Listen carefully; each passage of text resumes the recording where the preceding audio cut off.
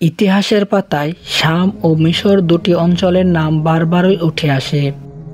শাম বলতে আমরা বুঝি সিরিয়া, ফিলিস্তিন, লেবানন ও জর্ডানের ভূখণ্ডকে, আর মিশর হল নীল নদের তীরে গড়ে ওঠা প্রাচীন সভ্যতার কেন্দ্র।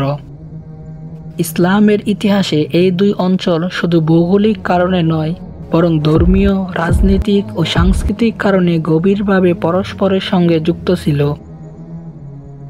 ইতিহাসের পাতায় শাম ও মিশর দুটি অত্যন্ত গুরুত্বপূর্ণ অঞ্চল। এই দুই অঞ্চলের মধ্যে রয়েছে গভীর সম্পর্ক।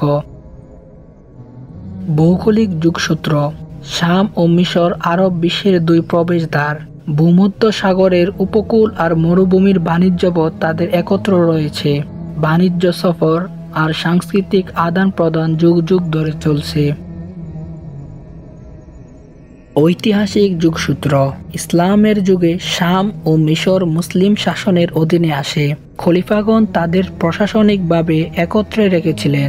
উমাইয়া খেলাফতের সময় শাম ছিল রাজধানী, আর মিশর ছিল অর্থনীতি ও সামুদ্রিক কেন্দ্র। পরবর্তীতে ফাতিমি শাসনকালেও এই সম্পর্ক অটুট থাকে।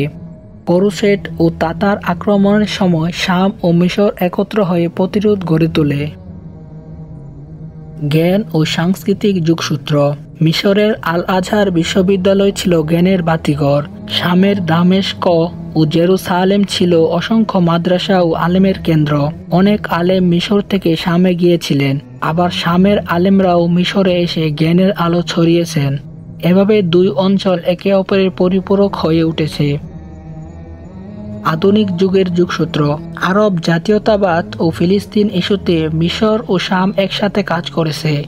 রাজনীতি, সংস্কৃতি ও ধর্মীয় আন্দোলনে তারা ছিল ঘনিষ্ঠ বন্ধু।